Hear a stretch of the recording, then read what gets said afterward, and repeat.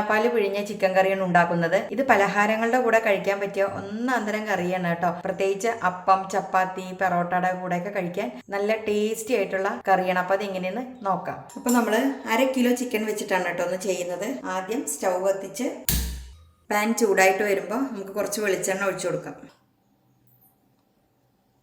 എണ്ണ ചൂടായി കഴിയുമ്പോൾ ചെറിയൊരു കഷ്ണം ഇഞ്ചി നീളത്തിൽ അരിഞ്ഞത്, 3-4 അല്ലി വെളുത്തുള്ളി, എരിവിന് ആവശ്യത്തിനുള്ള പച്ചമുളക്, ഇതിൽ കുരുമുളക് നമ്മൾ ചേർക്കുന്നുണ്ട് കേട്ടോ. അപ്പൊ രണ്ടും പകുതി പകുതിയായിട്ട് എടുത്താൽ മതി. എരിവിന്റെ അളവ് ഓരോരുത്തരും അവനവന്റെ പാകത്തിന് പ്രത്യേകം ചേർക്കാനായിട്ട് ശ്രദ്ധിക്കുക കേട്ടോ. ഞാനിപ്പോൾ അവിടെ ഒരു 3-4 പച്ചമുളക് എടുത്തിട്ടുണ്ട്. പിന്നെ വേണ്ടത് ഒരു സവോള ഇതുപോലെ നീളത്തിൽ തിന്നായിട്ട് സ്ലൈസ് ചെയ്തെടുത്തത്. ഇതിലിപ്പോൾ എല്ലാം നമ്മൾ നീളത്തിലാണ് കട്ട് ചെയ്തത്. എങ്ങനെ വേണമെങ്കിലും കട്ട് ചെയ്യാം കേട്ടോ, ഈ ഇഞ്ചിയും വെളുത്തുള്ളിയൊക്കെ. സവോള പിന്നെ നീളത്തിൽ തന്നെയാണ് കേട്ടോ കട്ട് ചെയ്യേണ്ടത്. അപ്പൊ നന്നായിട്ട് ചൂടായി ഇതിലോട്ട് ഇഞ്ചി വെളുത്തുള്ളി ആദ്യം ചേർക്കാം.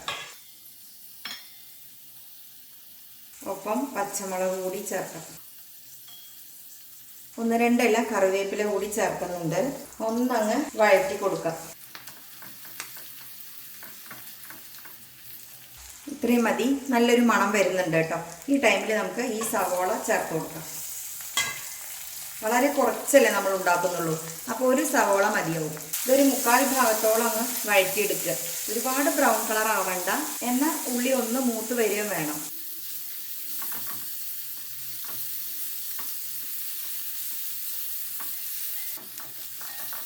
അപ്പോൾ ഇത് ചെറുതായിട്ടൊന്ന് മൂത്ത് കഴിഞ്ഞു കേട്ടോ. ചെറുതായിട്ടൊരു ബ്രൗൺ കളർ വന്നിട്ടേ ഉള്ളൂ. ഒരുപാട് ബ്രൗൺ കളർ ആയിട്ടില്ല.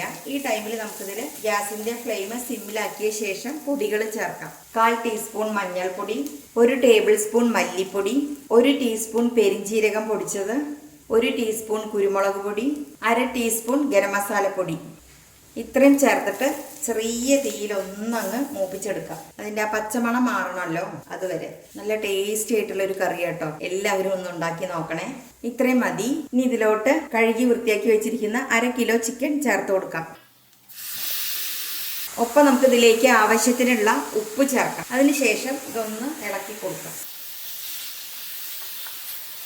ഇനി നമുക്ക് ഗ്യാസിൻ്റെ ഫ്ലെയിം കൂട്ടി വെക്കാം കേട്ടോ. എങ്കിലേ നമ്മുടെ ചിക്കൻ വേവുള്ളൂ. അപ്പോൾ ദേ ചിക്കനൊക്കെ നന്നായിട്ട് ഇളക്കി ആ മസാലയിൽ ഇങ്ങനെ പുരണ്ടിരിക്കുന്ന സമയമാണ് കേട്ടോ. ഈ ടൈമിൽ നമുക്ക് ഇതിലോട്ട് ആവശ്യത്തിനുള്ള വെള്ളം ഒഴിച്ചു കൊടുക്കാം. ചിക്കൻ വേവണമല്ലോ, അപ്പോൾ അതിലേക്ക് ആവശ്യത്തിനുള്ള വെള്ളം ഒഴിച്ചു കൊടുക്കാം. 1 കപ്പ് വെള്ളം ഒഴിച്ചിട്ടുണ്ട് കേട്ടോ. നമ്മൾ കുക്കറിലൊന്നും അല്ലല്ലോ വേവിക്കുന്നത്, അപ്പോൾ കുറച്ച് വെള്ളം ഒഴിച്ചു കൊടുത്തിട്ടുണ്ട്. ഇനി നമുക്ക് ഇതിലോട്ട് 1 തക്കാളി ഇതുപോലെ 4ആയിട്ട് കട്ട് ചെയ്തത് ചേർക്കാം. ഇനി തക്കാളി ഇല്ലാത്തവരുടെ കയ്യിലാണെങ്കിൽ വിനീഗർ ചേർത്താലും മതി കേട്ടോ. വിനീഗർ ആണെങ്കിൽ ലാസ്റ്റ് നമ്മൾ തേങ്ങാപ്പാലൊക്കെ ചേർക്കുന്ന ആ ടൈമിലാണ് ചേർക്കേണ്ടുള്ളൂ. അപ്പോൾ നമ്മൾ ഇന്നിവിടെ തക്കാളിയാണ് ചേർക്കുന്നത്. ഇതുപോലെ ഇട്ട് കൊടുക്കാം.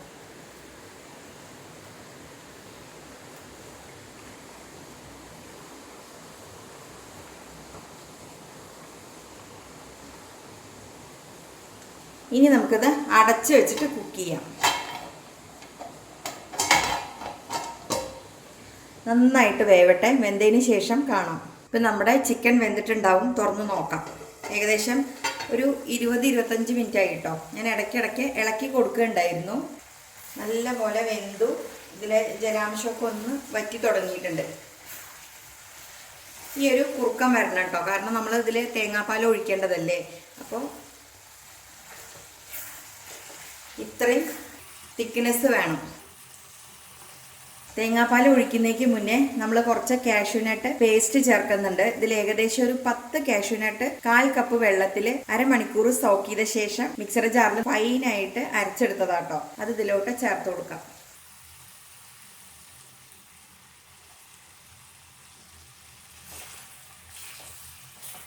ഒന്ന് ഇളക്കി യോജിപ്പിക്കാം.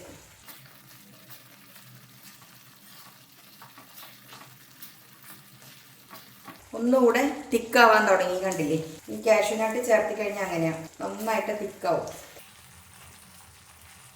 ഇനി ഗ്യാസിന്റെ ഫ്ലെയിം സിമ്മിലാക്കിയ ശേഷം നല്ല കുറുകിയ തേങ്ങാപ്പാൽ 1 കപ്പ് ഒഴിച്ചു കൊടുക്കാം. 1-1.5 കപ്പോ അത് നമ്മുടെ ആവശ്യം നോക്കിയിട്ട് ചേർക്കാം കേട്ടോ.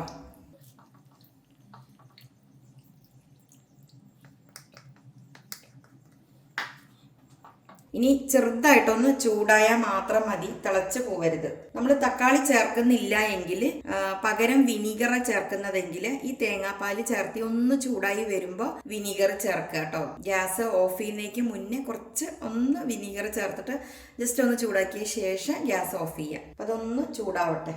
നമ്മൾ തക്കാളി ചേർത്ത കാരണം നേരത്തെ ആഡ് ചെയ്തു. ഉപ്പൊക്കെ ഒന്നുകൂടി നോക്കാം. പലഹാരത്തേക്ക് ആകുമ്പോൾ ഒരുപാട് ഉപ്പ് വേണ്ടല്ലോ, ഇതിപ്പോൾ പാകാട്ടോ. ചെറുതായിട്ടൊന്ന് ചൂടാവട്ടെ.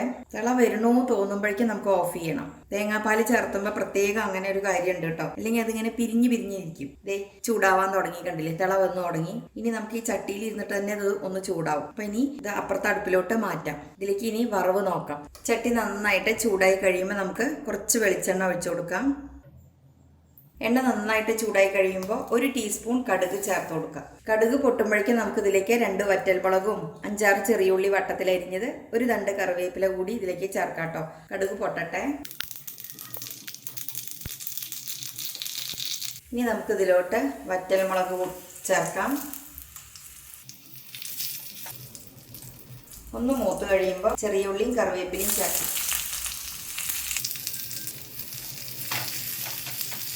അപ്പോൾ ദേ ഉള്ളിയൊക്കെ നന്നായിട്ട് മൂത്ത് കഴിഞ്ഞു. ഇനി നമുക്ക് ഗ്യാസ് ഓഫ് ചെയ്യാം.